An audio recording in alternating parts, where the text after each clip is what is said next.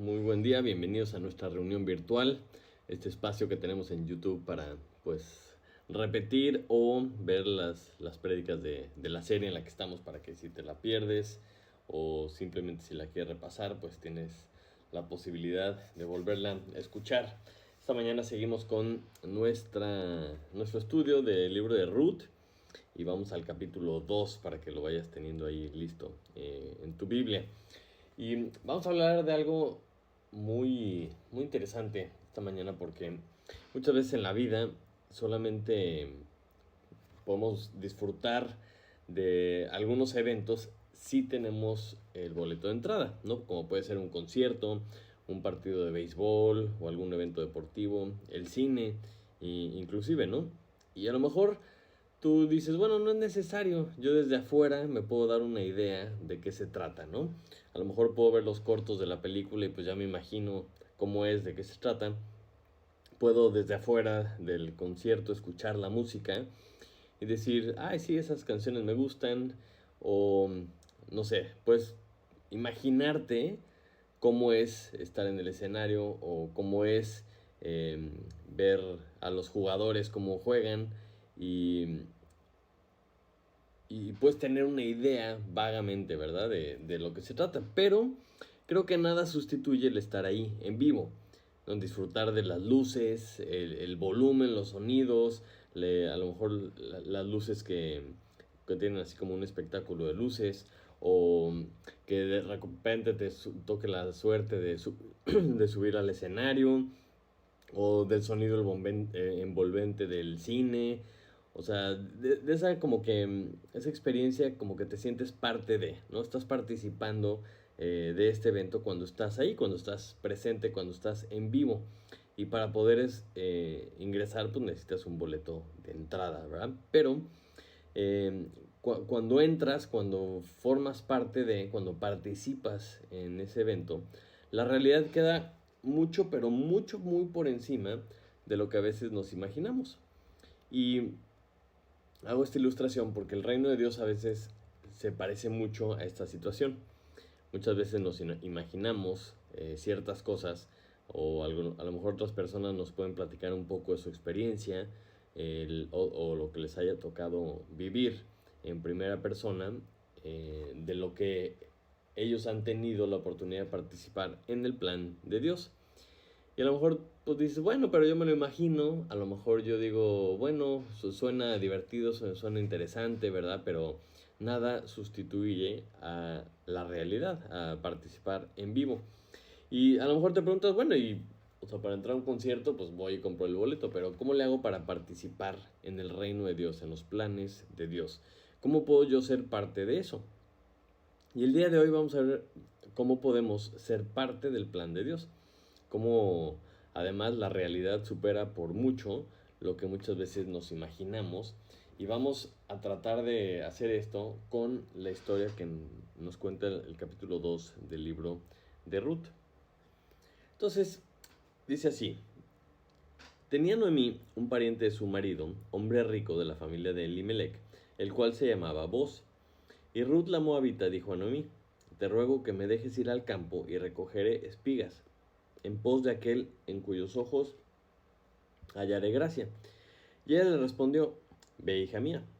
Fue pues, y llegando, espigó en el campo en pos de los segadores, y aconteció que aquella parte del campo era de Boz, el cual era de la familia de Elimelech. Y he aquí que Boz vino de Belén, y dijo a sus segadores, Jehová sea con vosotros. Y ellos respondieron, Jehová te bendiga.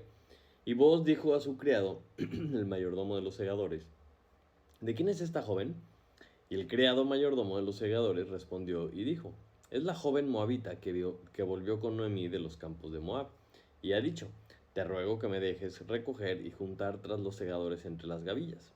Entró pues y está desde por la mañana hasta ahora, sin descansar ni aún por un momento. Entonces Booz dijo a Ruth, oye, hija mía, no vayas a espigar a otro campo, ni pases de aquí, y aquí estarás junto a mis criadas.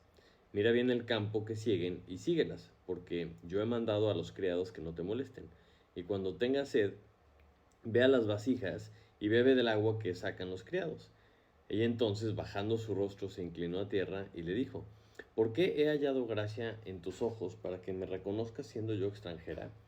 Y respondiendo vos le dijo: He sabido todo lo que has hecho con tu suegra después de la muerte de tu marido, y dejando a tu padre y a tu madre y la tierra donde naciste, has venido a un pueblo que no conociste antes. Jehová recompense tu obra, y tu remuneración sea cumplida de parte de Jehová, Dios de Israel, bajo cuyas alas has venido a refugiarte. Y ella dijo: Señor mío, hallé yo gracia delante de tus ojos, porque me has consolado, y porque has hablado al corazón de tu sierva, aunque no soy ni como una de tus criadas. Y Booz le dijo a la hora de comer: Ven aquí y come del pan, y moja tu bocado en el vinagre. Y ella se sentó junto a los segadores, y él le dio del potaje, y comió hasta que se sació, y le sobró. Luego se levantó para espigar. Y Booz mandó a sus criados diciendo: que recoja también espigas entre las gavillas, y no la avergoncéis. Y dejaréis también caer para ella algo de los manojos, y no la dejaréis, y lo dejaréis para que lo recoja, y no la reprendáis. Espigó pues en el campo hasta la noche, y desgranó lo que había recogido, y fue como un efa de cebada. Y lo tomó y se fue a la ciudad, y su suegra vio lo que había recogido. Sacó también luego lo que le había sobrado después de haber quedado saciada, y se lo dio. Y le dijo su suegra: ¿Dónde has espigado hoy? ¿Y dónde has trabajado? Bendito sea el que te ha reconocido. Y contó ella a su suegra con quién, con quién había trabajado, y dijo: El nombre del varón con quien hoy he trabajado es Booz. Y dijo Noemí a su nuera: Sea él bendito de Jehová, pues que no ha rehusado a los vivos la benevolencia que tuvo para con los que han muerto. Después le dijo Noemí: Nuestro pariente es aquel varón, y uno de los que puede redimirnos.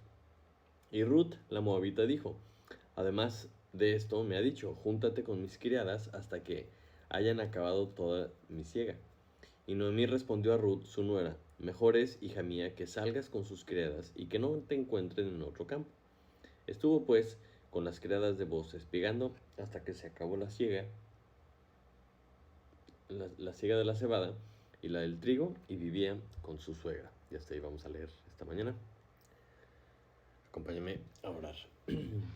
Padre Santo, qué gozo y qué bendición y qué privilegio, Señor, tener la oportunidad de abrir tu palabra, de poder meditar un poco en ella, Señor, de buscar tu rostro, de verdaderamente escudriñar la verdad, Señor, y ver de qué forma podemos aplicar lo que tú nos enseñas, Señor.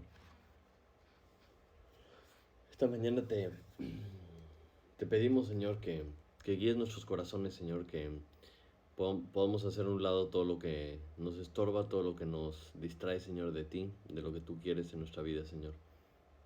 Te pido, por favor, que podamos sacar algo enriquecedor para nuestras vidas, Señor. Algo que tú quieras enseñarnos, que podamos escuchar tu voz, Señor. Que podamos aplicarlo en nuestra vida. Que podamos conocerte más a ti, Señor. Que podamos conocer no solo más de ti, sino conocerte más a ti, Señor. Y Padre, para que tu plan y tu voluntad se puedan llevar a cabo en nuestras vidas, Señor. Te lo pedimos en el nombre de Jesús. Amén. Muy bien. Para este pasaje te voy a pedir un poquito de paciencia porque, o sea, lo quise leer completo porque yo entiendo que tiene demasiada información, tiene demasiadas cosas muy interesantes, tiene muchísimas aplicaciones este pasaje, pero lo vamos a tratar de enfocar desde el punto de vista del contexto del libro completo. Y para eso debemos empezar con un poco la situación en la que se encuentran Noemí y Ruth, viniendo de esta tragedia, de estas consecuencias de haber sido a Moab, o las pocas especulaciones que pudimos hacer en el pasado. Y cuando estamos en un tipo de situación como la que se encontraba Noemí, tenía la opción de tirarse al drama, ¿verdad? O alejarse más de Dios, que pudo haber buscado marido en otro lado, pudo haber hecho muchas cosas, pero vemos que escogieron regresar a Dios. Escogieron mantenerse en la obediencia y caminar, acercarse hacia lo que Dios quería, y eso es algo que nosotros podemos identificar en nuestras propias vidas. Una vez que sufrimos alguna consecuencia o que algo pasa en nuestra vida, nos podemos tirar al drama, ¿no? Podemos tirarnos al drama y alejarnos de Dios, o podemos escoger regresar a Dios. Entonces, en el caso de Noemí y de Ruth, esta obediencia de regresar a la nación de Israel, esta decisión que toma Ruth de abrigarse bajo las alas de Dios, les abre una posibilidad de participar en el plan de Dios. Entonces, este regreso a Belén es como que marca la clave, es ese boleto de entrada que veíamos al principio para participar en el plan de Dios. Porque podemos ver que Dios está obrando, ¿no? Dios está haciendo cosas, Dios había visitado a su pueblo para que ya tuvieran pan, pero vemos que Ruth también está haciendo su parte, ¿no? Vemos cómo empieza a cambiar la situación con Noemí en este capítulo por medio de lo que Ruth está haciendo y por medio de lo que Dios estaba claramente haciendo. Entonces, nosotros debemos entender que Dios está a cargo de todo, ¿no? Y todos somos parte del plan global de Dios. Pero las cosas que Dios hace en particular, no es lo mismo verlas desde afuera, ¿no? Escuchar de lejos, escuchar lo que otras personas están experimentando del plan de Dios, que verlo y vivirlo de primera mano. Entonces, vamos a ver qué es lo que pasa en nuestras vidas cuando nosotros obedecemos. ¿Qué tipo de entrada adquirimos al obedecer el plan de Dios? Y vamos a ver cómo esto nos involucra en el plan de Dios, y al participar del plan de Dios vamos a ver qué tan diferente o qué tan espectacular es en realidad y cómo va mucho más allá de lo que nos podemos imaginar. Entonces, vamos a llegar a estas conclusiones, vamos a llegar a estas aplicaciones, viendo un poco la vida de Ruth, de Boaz y también de Noemí para poderlo aplicar. Entonces vamos a empezar con Ruth, ¿no? Porque es el enfoque de nuestro pasaje, es vamos a decir, el personaje principal que aparece aquí, y es interesante porque es el nombre del libro también. Entonces, la vida y las palabras que hemos escuchado de Ruth hasta este momento nos hablan mucho de lo que había en su corazón, de lo que ella era, de lo que ella pensaba. Y entonces vamos a ver algunas características que nos hablan un poco más de su carácter, un poco más de quién era ella y de qué había en su corazón. Y quiero sugerir que la primera cosa que me llama la atención es que de alguna forma u otra ella conocía la ley, conocía lo que Dios había dicho para que se le ocurriera ir a espigar a alguno de los campos. Y quiero leer rápidamente Levítico 19, del 9 al 10, porque cuando vas a la ley de Dios y te das cuenta qué es lo que es una prioridad para el pueblo de Dios, obviamente instruido por la palabra de Dios, por su ley, te das cuenta qué es lo que estaba pensando, qué es lo que en realidad está en el corazón de la persona que formula la ley. Entonces, Levítico 19:9 dice: cuando sigues la mies de tu tierra, no segarás hasta el último rincón de ella, ni espigarás tu tierra segada, y no rebuscarás tu viña, ni recogerás el fruto caído de tu viña. ¿Para qué? Para el pobre y para el extranjero lo dejarás, yo, Jehová vuestro Dios. Ahí tantito más adelante, en el capítulo 23, versículo 22, habla de algo similar. Dice: cuando segareis la mies de vuestra tierra, no segaréis hasta el último rincón de ella, ni espigarás tu siega, para el pobre y para el extranjero la dejarás, yo, Jehová vuestro Dios. Van dos veces que habla de esto, y habla bastantes veces en este sentido de qué tenías que hacer con la mies y qué tanto tenías que extraer hasta el último grano, hasta la última espiga de tu tierra, ¿no? Y lo vuelve a repetir en Deuteronomio, capítulo 24, versículo 19. Y dice: cuando ciegues tu mies en tu campo y olvides alguna gavilla en el campo, no volverás a recogerla. Será para el extranjero, para el huérfano y para la viuda, para que te bendiga Jehová tu Dios en toda obra de tus manos. Cuando sacudas tus olivos, no recorrerás las ramas que hayas dejado tras de ti. Serán para el extranjero, para el huérfano y para la viuda. cuando vendimias tu viña, no rebuscarás tras ti, será para el extranjero, para el huérfano y para la viuda. Y, o sea, quería leer estos 3 ejemplos de la ley, porque se me hace increíble que Dios incluya esto en la ley. Y, y como les decía hace un momento, no es una ley en cuanto a qué tienes que hacer y qué no tienes que hacer en el sentido estricto, porque está diciendo que obviamente que no regreses a recoger lo que se te cae, que no recojas eh, hasta la última esquina de tu campo. ¿Pero por qué?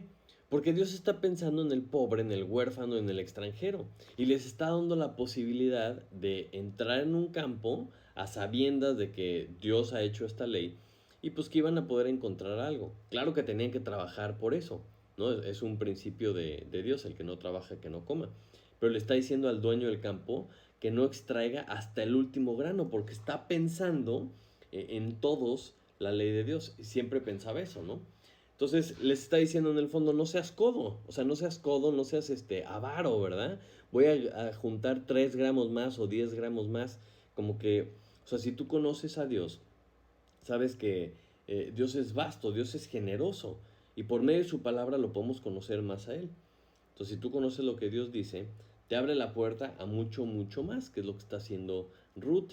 Dice, yo soy extranjera y la ley de Dios dice que puedo ir a recoger en los campos de por aquí y debe haber algo para mí. Entonces, por eso digo que seguramente eh, esta Ruth le pide permiso a Noemí. Te ruego que me dejes ir al campo y recoger espigas. Y dice, en pos de aquel cuyos ojos hallare gracia, como diciendo, pues a ver si alguien me da chance, pues voy a tratar de ir y hacer eso. Entonces lo primero que vemos es que ella sabía, tenía un plan y de una forma proactiva quiere ir a estos lugares a recoger. No está exigiendo, no está demandando nada, está dispuesta a trabajar. Y vamos a estar brincando a través de todo el capítulo porque está muy salteado lo que encontramos de todas estas interacciones y que nos hablan muchísimo, muchísimo del carácter de Boaz, del carácter de Ruth y demás. Entonces, por ejemplo, esta iniciativa de ir a trabajar, o sea, ella no está esperando que su suegra vaya, sino dice, a ver, pues yo la voy a cuidar, yo estoy joven, yo puedo trabajar. Entonces vemos que está cuidando a su suegra y pues quiere ir a encontrar algo de comer, ¿no? Porque me imagino que llegaron sin nada, estas 2 viudas, con un tragedión que mucha gente se había enterado. Entonces habla de esa entrega y de esa pasión y de ese amor que le tenía a su suegra. Y como les decía ahorita, varios versículos nos hablan de la diligencia que tenía Ruth y de las ganas que le echaba y de la disposición que tenía para trabajar. Porque ella le dice a su suegra, quiero ir a recoger. Después el versículo 7 nos dice lo que esta Ruth le dijo al mayordomo de los segadores. Le dice, te ruego que me dejes recoger y juntar tras los segadores entre las gavillas. Y le está platicando el mayordomo a Boaz y le dice, entró pues y está desde la mañana hasta ahora sin descansar ni por un momento, ¿no? Entonces dices, órale, o sea, ejemplar en su forma de trabajar y con una diligencia y una determinación, pues que cabe destacar. Y después, también en el versículo 15, después de que va a comer, dice que comió hasta que se sació y luego se levantó a espigar. O sea, terminó de comer y regresa a trabajar. Y por último, el versículo 17 dice que espigó pues en el campo hasta la noche y desgranó lo que había recogido y fue como una efa de cebada. Entonces, vemos de qué forma trabajaba, ¿no? Porque después de trabajar todo un día, no sé si has visto cómo es la cebada, se parece bastante al trigo, ¿no? Es una espiga y tiene como granitos al final. Entonces, la desgranas y juntar granitos tras granitos y acaba juntando más o menos pues, una efa que era entre 20 y 25 litros. Entonces te imaginas a lo mejor un garrafón de esos de agua típicos lleno de granito pues para hacer algún tipo de alimento y dices, o sea, que trabajar, o sea, que trabajar de juntar todo eso pues de palito en palito porque ni siquiera tenías la posibilidad de arrancar la planta completa o sea, bueno, no sé, pero se ve que era un trabajal y lo hace de buena gana, lo hace de una forma esforzada y una forma diligente. No se distrae, no anda pajareando y me recuerda al proverbio 22-29, ¿no? Que dice, ¿has visto hombre solícito en su trabajo? Delante de los reyes estará, no estará delante de los de baja condición. Eso es algo típico porque la gente que trabaja bien sobresale, ¿no? Y creo que eso aplica a nosotros, a quien sea, en cualquier momento. O sea, cuando hacemos algo con solicitud, cuando hacemos algo bien hecho, le echamos ganas y se hacen bien las cosas, como que resalta. Y claro que llama la atención. Esto le llamó la atención al mayordomo de Booz y al dueño del campo también, porque llega y dice, oye, ¿quién es ella y por qué está trabajando así de bien? Perdón. Entonces, ya que identifica quién es, ya que averigua un poco, eh, la manda a llamar el dueño del campo y vemos cómo reacciona ella. O sea, porque investiga quién es y ya que le dicen quién es, eh, dice el versículo 8 que entonces Booz le dijo a Ruth, oye hija mía, no vayas a espigar a otro campo ni pases de aquí, y aquí estarás junto a mis criadas.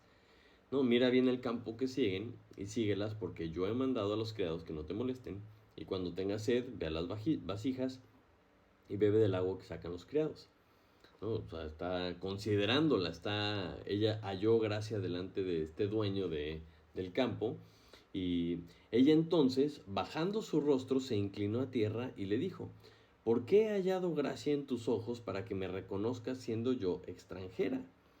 ¿No? Y cuando le sigue hablando bien y le está siendo amable con ella y le dice que se quede ahí con ella en el versículo 13, digo con él, le dicen, Señor mío, halle yo gracia delante de tus ojos porque me has consolado y porque me has hablado al corazón de tu sierva, aunque no soy ni como una de tus criadas.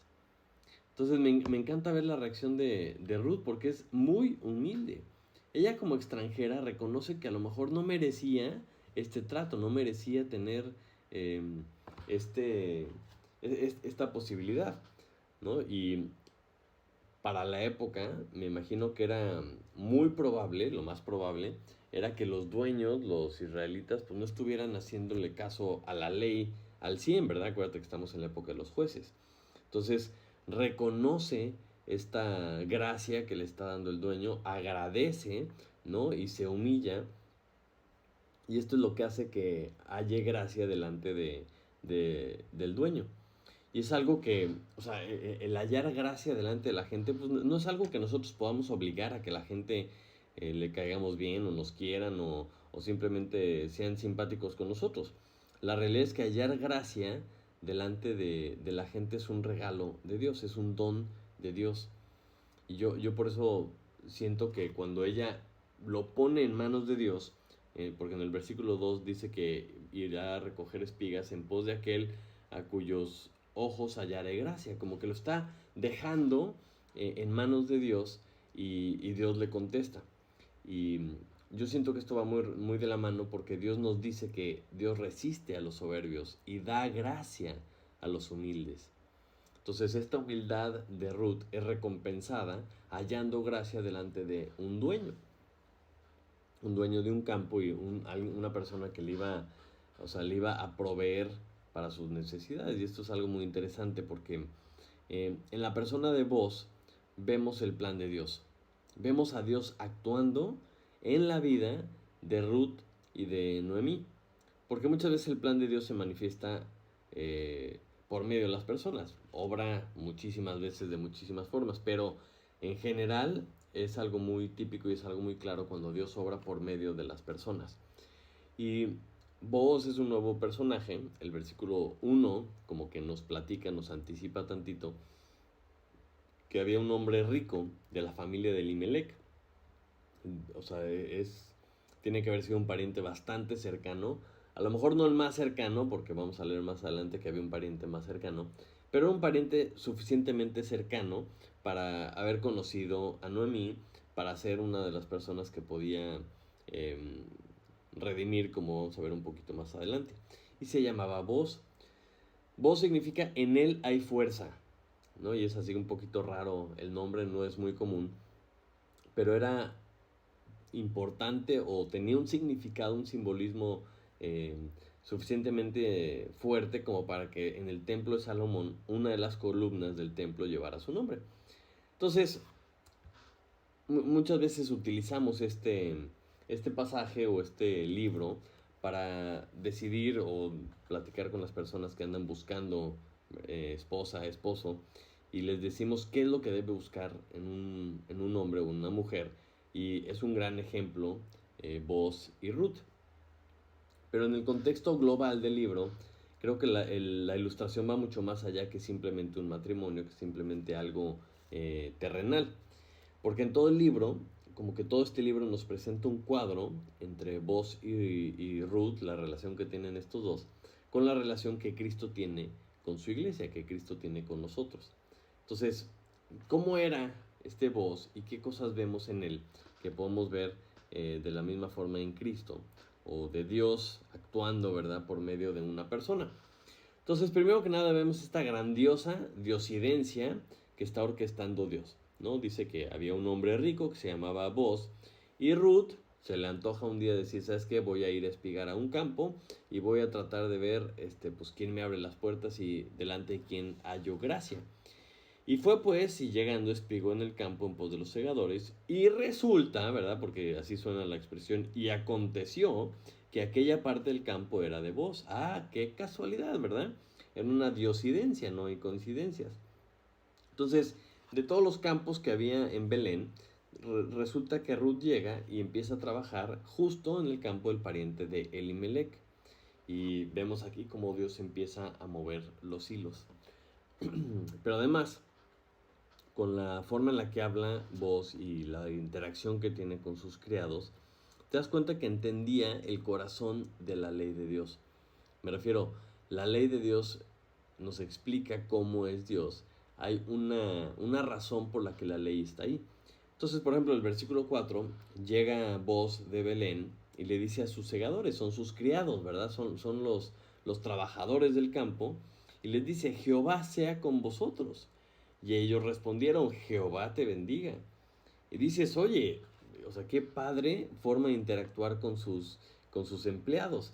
Porque aun cuando eran sus siervos, o sea, él sabía cómo era, cómo era la ley de Dios y por qué era así. Tenía que tratarlos bien, eran personas, muy probablemente eran judíos, ¿verdad? Trabajando ahí con él y se valía, ¿no? Podías tú trabajar con otra persona, pero había muchas leyes de cómo debías de tratar a tus empleados. Pero, como les digo, las reglas de Dios en el fondo siempre te demuestran cuál es el corazón de Dios. Y vemos que estas personas, estos empleados, también trabajaban, respetaban al patrón. Le contestan muy bonito, le dicen Jehová te bendiga, qué bonito saludo, qué bonita interacción. Y luego también vemos que Boaz sabía la ley, conocía lo que Dios decía, pero además lo hace con una intencionalidad. Porque en el versículo 15 dice que cuando Ruth se levanta a espigar, Boaz mandó a sus criados diciendo que recoja también espigas entre las gavillas y no la avergoncéis. ¿No? Como que iban juntando manojos, ¿no? Y de esos manojos pues se caían ya montoncitos un poco más organizados, y la ley decía que no los debías de recoger. Entonces vos está anticipando esto y dice, déjenla también recoger ahí entre las gavillas, entre estos montones que iban dejando. ¿Por qué? Porque en el fondo lo que Dios quiere es que la persona tenga misericordia de los pobres, de las viudas, de los huérfanos, y que no reine la avaricia en estos dueños de los campos. Entonces vemos que Boaz entendía el corazón detrás de la ley porque entendía el corazón de Dios. Y, y él se va todavía más allá, porque el versículo 16 dice, y dejaréis también caer para ella algo de los manojos, y lo dejaréis para que lo recoja y no la reprendáis. Le está diciendo que, o sea, no si se les cae, les dice, van a tirar un poquito más para que ella lo recoja, ¿no? Y la ley decía, si se te cae algo, ya no lo recojas. Y dices, chin, a lo mejor hacías coraje, ¿verdad? Porque se te cayó algo. Pero él le está diciendo, no, tírenlo, déjenlo caer a propósito para que ella lo recoja. Y empezamos a ver un poquito el carácter de este Boaz. También valora lo que Dios valora. Y vemos que por esto Él es justo y es temeroso de Dios. En el versículo 11, cuando está interactuando con Ruth, le dicen: he sabido todo lo que has hecho con tu suegra después de la muerte de tu marido, y que dejando a tu padre y a tu madre y a la tierra donde naciste, has venido a un pueblo que no conociste antes. Entonces le está reconociendo lo que había hecho, ya estaba bien enterado de lo que había pasado, y empieza diciendo, que sabía lo que había hecho con su suegra después de que se había muerto el marido, ¿no? Y termina diciendo: Jehová recompense tu obra y tu remuneración sea cumplida de parte de Jehová, Dios de Israel, bajo cuyas alas has venido a refugiarte. Entonces qué padre que la encamina hacia Dios, le dice: Jehová te provea. Y eso está padre porque al ser pariente de Noemí, ¿no?, le está reconociendo que qué bueno que cuidaste a tu suegra, y está aplaudiéndole que escogió refugiarse bajo las alas de Dios. Y él mismo, ¿verdad? Vos mismo cumple la voluntad de Dios, porque dice: Jehová te recompense. Y a lo mejor algunos de nosotros diríamos: Dios te bendiga y voy a estar orando por ti, ¿no? Y está muy bien que hagamos eso, pero a lo mejor hasta ahí termina nuestra interacción. Pero él se va más allá, porque no solo le dice que Jehová te bendiga y te provea, ¿verdad?, lo que conforme a lo que tú hiciste, sino que va un paso más allá y hace lo que está a su alcance para, ayudarle, ¿no? Es algo que podemos aprender nosotros, no solamente decir que Dios te cuide, que Dios te bendiga y que sigas adelante, ¿verdad? Sino, pues, a ver, y si tú puedes hacer algo para convertirte en esa bendición de Dios para esta persona, pues adelante, ¿verdad? Y con este tipo de versículos, con este tipo de interacciones, vemos que también cumple Boaz para Ruth un rol de proveedor. Entonces esto es importante para que a lo mejor, si tú eres hombre, pongas atención, ¿no? Para ella, en el versículo 9, le está diciendo que tome o sea, que puede espigar sin ningún problema. Le dice que cuando tenga sed, vaya y tome agua del agua que están sacando los criados. En el versículo 14 dice que le dio de comer, le dio pan y le dio del potaje hasta que se sació y le sobró y dejó que se lo llevara. Y le dice a sus criados que le dejen agarrar de las gavillas, que le tiren manojos adicionales. Entonces vemos cómo tiene este rol de proveedor, le está proveyendo para sus necesidades. Y no solo eso, sino que también provee protección, porque le dice a sus criados que no la estén molestando. Le dice en el versículo 15 que no la avergüencen. Les dice en el versículo 16 que no la reprendan. Entonces está protegiéndola, está dando indicaciones para que nadie se meta con ella. Y dices: mira qué interesante, o sea, el hombre no solamente provee alimentos, ¿verdad? No solamente provee sustento, sino que también provee protección. Pero además vemos también por cómo le habla, por cómo la anima, cómo le reconoce, la suavidad de las palabras que escoge para hablar con ella, que también la consuela. Mira lo que ella dice en el versículo 13. Dice: Señor mío, halle yo gracia delante de tus ojos, porque me has consolado y porque has hablado al corazón de tu sierva, aunque no soy ni como una de tus criadas. A lo mejor en estos momentos Ruth no se sentía muy animosa. A lo mejor estaba triste, estaba nerviosa, estaba de alguna forma, ¿verdad?, por todo lo que había vivido. Y llega una persona, un desconocido, y le habla bien, la cuida, ¿verdad? Le dice todo esto que estamos leyendo, y le provee esa consolación. Entonces también, como hombre, como proveedor, provee consuelo, provee palabras de ánimo, palabras de aliento, y dice que le ha hablado al corazón. Entonces está muy bonita esta interacción. Pero además, una vez que interactúa con ella, también le provee una dirección, es decir, un plan. le dice, oye hija mía, no vayas a espigar a otro campo, ni pases de aquí, y aquí estarás junto a mis criadas. Le está diciendo, yo tengo un plan para ti, yo quiero que estés en este campo, que no te vayas a ningún otro lado, no quiero verte en ningún otro lado, aquí vas a tener más que suficiente para ti, porque yo tengo un plan para ti. Y eso está padrísimo, porque ya como vimos en el 15 y en el 16, él le dice que espigue en su campo, pero dice, después le dice a sus siervos. O sea, la parte que él hace, que le da indicaciones a sus siervos de que la dejaran espigar entre las gavillas y que tiraran también algunos manojos para que ella lo recogiera, ella ya no se entera de eso. Entonces, desde el punto de vista de Ruth, pues a lo mejor iba caminando y de repente se encuentra, ¿verdad? Se encuentra con manojos enteros, o le dicen, puedes también recoger por acá los criados obedeciendo a vos. Y a lo mejor ella había pensado, ay, qué lista soy, o ay, qué a todo dar soy, ¿verdad? Porque está pensando en ella. O a lo mejor podría haber pensado, ay, qué suerte tengo. Pero nosotros sabemos quién está detrás.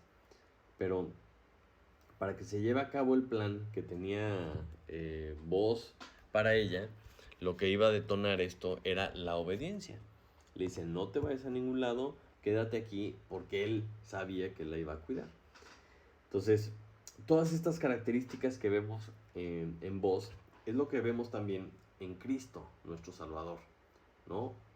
Y una de las cosas que más resalta es lo que viene en el versículo 20, porque dice, ya que regresa Ruth con Noemí, le dice su suegra, sea él bendito de Jehová, pues que no ha rehusado a los vivos la benevolencia que tuvo para con los que han muerto.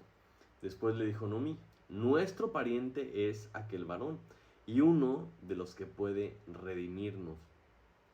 El conocimiento, ¿verdad? El panorama que está viendo Noemí ahora nos habla de que Booz era un pariente cercano y era uno de los que podía redimir. Y por eso digo que todo este libro es un cuadro de Cristo y la iglesia, y sobre todo la iglesia gentil, porque Cristo es el único que nos puede redimir. Acompáñame rápidamente a Isaías 59, 20 y 21.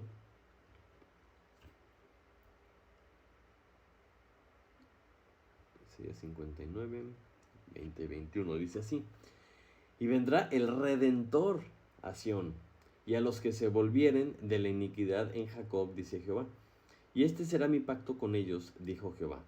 El espíritu mío que está sobre ti, y mis palabras que puse en tu boca, no faltarán de tu boca, ni de la boca de tus hijos, ni de la boca de los hijos de tus hijos, dijo Jehová, desde ahora y para siempre.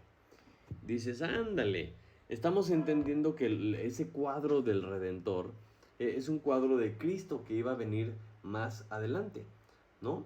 Nosotros no vamos a ser, o no íbamos a ser redimidos para recuperar una tierra o para recuperar un estatus social dentro del pueblo de Dios, sino que íbamos a ser redimidos para recuperar la relación que se había roto por causa del pecado, ¿no? Como dice Efesios 1:7, en quien tenemos redención por su sangre, el perdón de pecados según las riquezas de su gracia. O sea, por la gracia de Dios, así como Ruth halló gracia delante de vos, por la simple gracia de Cristo, nosotros tenemos la posibilidad de ser redimidos de nuestros pecados, por la sangre de Jesucristo. Entonces esto es algo que vale la pena tener presente, ¿no? A lo largo de todo este libro, del estudio de todo este libro, porque es un cuadro muy, pero muy hermoso entre Cristo y la iglesia, ¿no? Esta iglesia gentil, esta iglesia extranjera, que por la gracia de Dios, ahora sí que puede ser redimida y recibe todas estas bondades y toda la gracia que Cristo tiene para con ella. Y ella, o sea, Ruth es un gran ejemplo para nosotros como iglesia, cómo debemos ser con este Redentor que por la gracia de Dios tenemos. Entonces, aquí podríamos dejar la enseñanza, pero tenemos un personaje adicional y me da mucho gusto que no se nos haya olvidado, ¿verdad? Que no se haya quedado fuera de la historia.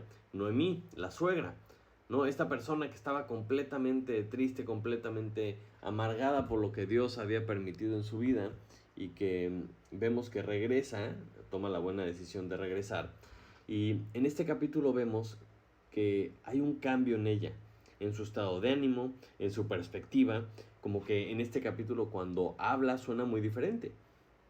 La pregunta sería, ¿le estará afectando, verdad, lo que está haciendo Dios con Ruth y con Boaz en su vida?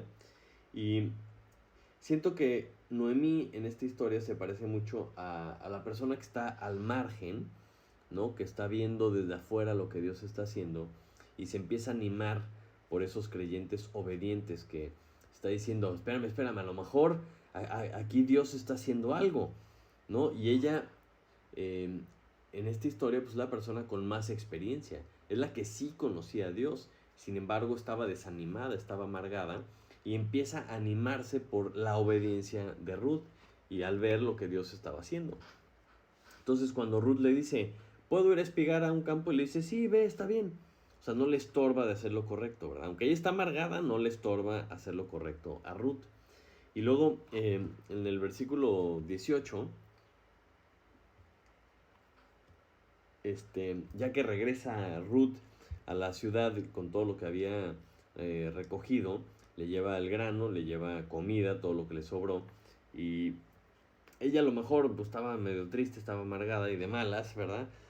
Dios la bendice por medio de la obediencia de Ruth, por medio del trabajo de Ruth y la diligencia de su trabajo y por medio de Boaz indirectamente.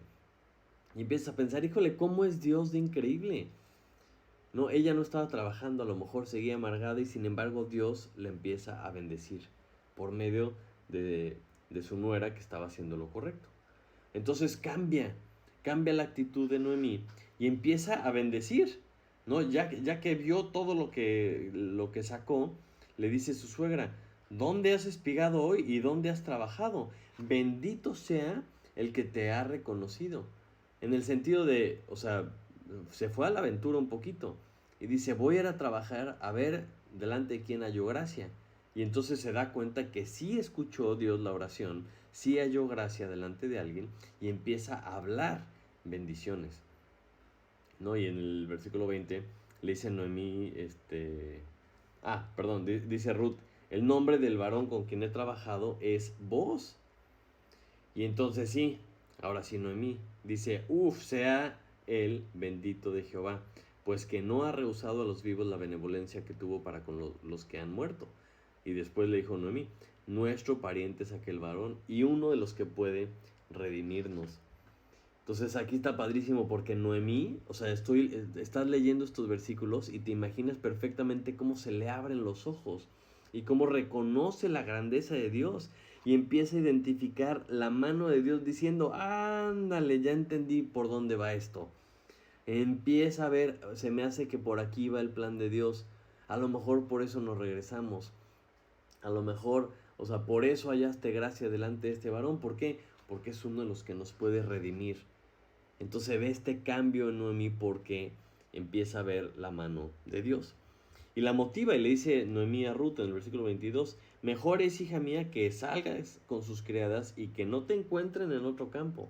O sea, hazle caso a este varón, hazle caso a este hombre que te respaldó, que hallaste gracia delante de él. Entonces la motiva a permanecer y la exhorta a que se quede ahí con ese varón. ¿No? Y siento que ese es el efecto que Dios tiene en nosotros cuando nos dejamos, ¿sí? Cuando reconocemos que Él es el que está haciendo las cosas y cuando entendemos, o sea, que Él es nuestro todo. Cuando dejamos a un lado nuestras emociones, nuestros enojos y la canción y empezamos a ver lo que Él está haciendo. O sea, nos dejamos cambiar y transformar por Él. Entonces, como les decía, un poquito de paciencia porque la realidad es que podemos aprender muchísimo nosotros. O sea, nos hace pensar muchísimo en las posturas que tenemos nosotros en cuanto al plan de Dios. A veces, no sé si nos creemos merecedores de todas las bendiciones de Dios. Nos creemos más como los dueños del campo. Y no nos identificamos con la extranjera necesitada y pobre y humilde, ¿verdad? Como que no nos gusta eso. Y debemos entender, a lo mejor, cambiar nuestra perspectiva y tratar de acudir al único que nos puede rescatar. Y no solo aquí, no se trata de que Dios nos bendiga en esta vida y ya, ¿sí? Y en el día a día, sino que estamos hablando de algo que va mucho más allá. Estamos hablando de una bendición y una redención eterna. Y por eso la Biblia siempre nos habla de lo físico, para ver si así entendemos que con lo físico podemos entender un poco más lo espiritual. Pero muchas veces nosotros nos conformamos con lo físico y no queremos ir más allá. A lo mejor sacando algunas lecciones, a resumidas cuentas de todo lo que vemos con estos tres personajes, a lo mejor nosotros no conocemos lo que Dios ha dicho. Y a lo mejor no estamos como Ruth, que queremos ir a que se abra la posibilidad de que Dios haga algo, porque ni siquiera sabemos las promesas que Dios ha dicho, no sabemos las verdades que Dios nos ha dicho, no conocemos a Dios porque no hemos leído, porque no hemos estado con Él. Entonces a lo mejor nos estamos perdiendo de mucho porque no conocemos lo que Dios ha dicho. No sé si lo que hacemos lo hacemos para glorificar a Dios. Empezamos a trabajar de una forma solícita, ¿no? Porque dice, si eres solícito vas a estar delante del rey por la forma en la que trabajas. Pero una forma a lo mejor de entender esto, de cambiar nuestra perspectiva, es que ya estamos delante del rey. O sea, todo lo que haces lo haces delante de Jesucristo. Entonces, ¿cómo eres? ¿Cómo trabajas? ¿Cómo haces lo que haces? ¿Cómo trabajamos? ¿Cómo hacemos todo? ¿Lo estamos haciendo como si estuviéramos delante de un rey? ¿O ni cuenta nos hemos dado? Y no somos diligentes en lo que hacemos, y a lo mejor por eso decimos, por eso, pues como no estoy delante de un rey, pues lo hago todo a la y se va, ¿no? Otra de las cosas que podemos pensar es, no sé si somos humildes verdaderamente como la extranjera, ¿no? O sea, sabiendo que no somos merecedores de la gracia de Dios, humillamos nuestro rostro delante de Él y decimos, Señor, o sea, ahora sí que gracias por tu gracia. O sea, ¿por qué? ¿Por qué me escogiste? ¿Por qué me das salvación? ¿Por qué? Si no me lo merezco, ¿no? Y eso genera un compromiso mayor, esto genera una sensación de deuda, de decir, ¿cómo, o sea, ¿cómo le hago para pagarle a este Dios tan increíble que me ha dado esto sin merecerlo? Otra de las cosas que aprendemos con estos personajes es que lo que nosotros hacemos genera gloria para otras personas. Y me pongo a pensar un poquito en vos, ¿no? O sea, cómo al ser amable, al cumplir con lo que Dios había dicho que hicieran, pues obviamente la gloria se la lleva a Dios, porque al final Noemí dice, bendito sea Dios. ¿No? Pablo a los Corintios cuando les dice, gracias por haberme mandado esa ofrenda, ¿verdad? Porque, o sea, no es solamente porque gracias a ustedes, sino ese tipo de ofrendas generan más alabanza a Dios. Esta administración dice, glorifica a Dios por esa obediencia. Entonces, cuando nosotros obedecemos a Dios, generamos gloria para Dios. Cuando hacemos las cosas bien, cuando hacemos lo que Dios quiere, generamos una respuesta de gloria para Dios. Entonces, aun cuando Ruth, vamos a decir que no se ganó esta gracia por obras, por lo que ella estaba haciendo, sí estaba haciendo la voluntad de Dios. Y eso lo platicamos mucho en el discipulado, porque son esas lecciones increíblemente prácticas. Cuando nosotros hacemos la voluntad de Dios, ¿no? Cuando empezamos a obedecer haciendo lo que a Dios le gusta, haciendo lo que Dios quiere, porque así sabemos que es su voluntad. La palabra de Dios nos dice, esto es lo que Dios quiere, entonces pues es la voluntad de Dios. Si obedecemos, entonces empiezan a abrir las puertas de su plan. Y este pasaje, este libro, tenemos puros buenos ejemplos. Tenemos a Ruth, tenemos a Boaz haciendo la voluntad de Dios. Y es ahí cuando vemos cómo esta obediencia a la voluntad de Dios empieza a abrir el plan de Dios, y Noemí lo reconoce. Dice, no, ahora sí puede ver, me hace que Dios está detrás de todo esto. Se me hace que este Señor es la clave para redimirnos y recuperar lo que habíamos perdido por las malas decisiones de nuestros maridos. Y nosotros, cuando obedecemos la voluntad de Dios, se empieza a revelar el plan de Dios en nuestra vida. Y cuando tú obedeces a Dios, despiertas esta esperanza de decir, oye, espérame, o sea, sí soy bueno, o sea, sí puedo hacer algo para Dios, ¿me explico? Y cuando vemos a Ruth, a lo mejor en su cabeza, con su mentalidad humilde y con su dedicación total a su suegra, a lo mejor su plan simplemente era espigar. Ella simplemente decía, para mí esto es suficiente, yo voy a espigar aquí, y con eso tengo porque pues voy a alimentar a mi suegra. Pero si comparamos el plan de Ruth con el plan de Dios, o sea, es algo verdaderamente muchísimo mayor a lo que ella a lo mejor se pudo haber imaginado. Voy rápidamente a dos pasajes, Miqueas 5:2, para que entiendas hacia dónde estoy yendo.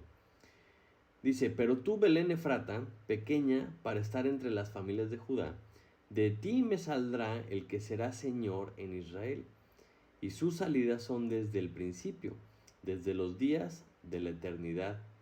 Y dices, híjole, ¿cómo está este pasaje en la Biblia? Está hablando que de Belén, esta ciudad pequeña, ¿no?, de todas las familias de Judá, de aquí saldrá el que será Señor de Israel. Y si nos vamos a Mateo, capítulo 2, versículo 1, vemos cuando Jesús nació en Belén de Judea, en días del rey Herodes, vinieron del oriente a Jerusalén unos magos, y ya nos platica un poco la historia de Jesús. Pero está diciendo que nació de Belén. Entonces Ruth está espigando, ¿verdad? Y ella jamás estaba imaginando que de ella y de Belén iban a ser el Salvador. Y vamos a hacer un poquito de trampa, porque si nos vamos a Mateo 1, versículo 1, mira cómo explica la genealogía de Jesucristo. Dice, hijo de David, hijo de Abraham. Y dice, ok, déjame te platico un poco más a detalle. Abraham engendró a Isaac, Isaac a Jacob, y Jacob a Judá y a sus hermanos. Judá engendró de Tamar a Fares y a Sara, Fares a Esrom y Esrom a Aram. Aram engendró a Aminadab y Aminadab a Nazón, Nazón a Salmón. Salmón engendró de Rahab a Booz, y Booz engendró de Ruth a Obed, y Obed a Isaí. Isaí engendró al rey David, y el rey David engendró a Salomón, de la que fue mujer de Urías. No, este pasaje se me hace espectacular. O sea, lo primero que resalta es que en toda esta genealogía solamente menciona a algunas mujeres, ¿no? Por ejemplo, nos habla de Tamar, de Judá engendró de Tamar a Fares. Tamar era su nuera, si quieres indagar un poco en la historia. Después dice que Salmón engendró de Rahab, ¿no? De Jericó a Booz. Interesante la historia. Y dice que Booz engendró de Ruth a Obed. Y más adelante dice que el rey David engendró a Salomón, de la que fue mujer de Urías, es decir, de Betsabé. Y es un patrón interesante porque todas estas mujeres que Dios de alguna forma las redimió y nos cuenta esa historia de redención tan increíble, que no todas tienen pues, la mejor de la reputación quizá, o como lo quieran ver, pero Dios las incluye dentro del linaje de Jesucristo por ser estos ejemplos de redención divina. Entonces, obviamente Ruth a lo mejor nunca se hubiera imaginado que ella, como extranjera, como viuda, iba a estar dentro del linaje del Salvador. Y eso, o sea, me llama la atención porque nuestra obediencia, si trabajamos en el campo como Dios nos dice que debemos de trabajar, a lo mejor parece un trabajo simple o sencillo o irrelevante o incluso hasta monótono. Pero nosotros no sabemos, o sea, no podemos saber qué cosa está haciendo Dios. No sabemos, o sea, qué vaya a pasar como resultado de este trabajo. Pero debemos entender que alguien, ¿verdad?, en el futuro, puede formar parte del linaje de Dios como resultado de nuestra obediencia. Y eso se me hace espectacular. O sea, cómo nosotros podemos limitar a Dios porque nos imaginamos cosas. Y no entendemos que el simple hecho de obedecer a Dios en algo tan pequeño como ir a espigar, ¿verdad? En el caso de Ruth, acabó ella siendo parte del linaje de Dios. Y esa obediencia que nosotros a veces menospreciamos o nos da flojera o algo, no entendemos que puede ocasionar que alguien sea parte del linaje de Dios, que alguien sea parte de la familia de Dios. Entonces, ya para concluir, el plan de Dios ya está en acción, eso es un hecho. Dios siempre está trabajando desde siempre, desde el principio, ¿verdad? Y a todo nuestro alrededor. La pregunta es, ¿tú quieres participar en el plan de Dios o no? Y la clave está en la obediencia. Primera de Juan ¿no? 3:23, 1 Juan 5:12, nos dice que debemos obedecer. ¿Y cuál es la instrucción en estos pasajes? Que debemos de creer en el Hijo, porque el que cree en el Hijo tiene la vida. El que tiene al Hijo de Dios tiene la vida, y si no, no. El que cree en el Hijo tiene vida eterna. Entonces, lo primero que tenemos que hacer para poder ser parte del plan de Dios, para poder tener entrada, digamos, en su plan, es que debemos de creer en Él. Y para ver lo que Dios está haciendo y para ser participantes activos en lo que Él ya está haciendo, debemos obedecer. O sea, ¿qué cosa es lo que Dios nos ha dicho? Lo platicamos cada domingo porque muchas veces nos olvida para qué estamos aquí. Pero a resumidas cuentas, debemos hacer discípulos.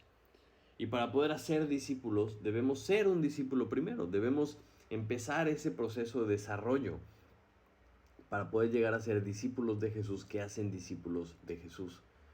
Ir y hacer discípulos a todas las naciones, bautizándolos en el nombre del Padre, el Hijo y Espíritu Santo, enseñándoles que guarden. Esa es la parte que a veces no entendemos. Debemos enseñarles a guardar, y para enseñar a guardar tienes que guardarlo tú primero. Debes de obedecer para enseñarle a alguien a obedecer. Pero debemos entender que el campo en el que tenemos que trabajar está subtrabajado. Lucas 10:2, Jesucristo dice, ¿no? Y les decía, la mies a la verdad es mucha, mas los obreros pocos. Por tanto, rogad al Señor de la mies que envíe obreros a su mies. Y esos obreros somos tú y yo. Ahí está la mies, ahí está el campo listo, como Ruth. ¿Vas a salir o no? De una forma proactiva a obedecer lo que Dios ya ha dicho o no. Y con el enfoque de que nuestra participación en el plan de Dios es eterna. O sea, no importa de dónde te haya sacado Dios. Ve los ejemplos que vimos de Tamar, de Rahab, de Ruth. O sea, no importa. O sea, si tú obedeces a Dios, puedes acabar estando en la genealogía espiritual de Jesús. Y nosotros como hijos de Dios, ¿verdad? Somos parte de su linaje.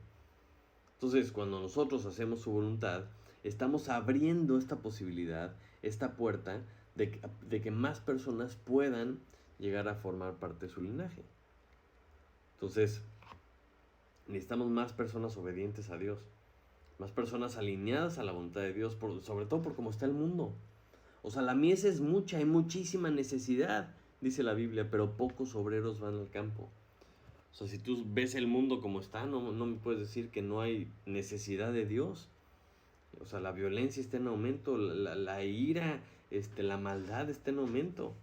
¿Y dónde están estos obreros obedientes? Estos obreros que quieren obedecer, que quieren hacer, ser participantes del plan de nuestro Dios. Entonces no nos quedemos escuchando el concierto desde afuera. O sea, no nos conformemos con escuchar a lo lejos o escuchar a otras personas platicarnos lo que ellos han hecho y lo que Dios ha hecho por medio de ellos o sus experiencias. Mejor vamos a obedecer a Dios. Vamos a vivir dentro de su voluntad, obedeciendo lo que Él quiere, para que Él nos muestre de qué manera podemos participar en su plan. Acompáñame a orar.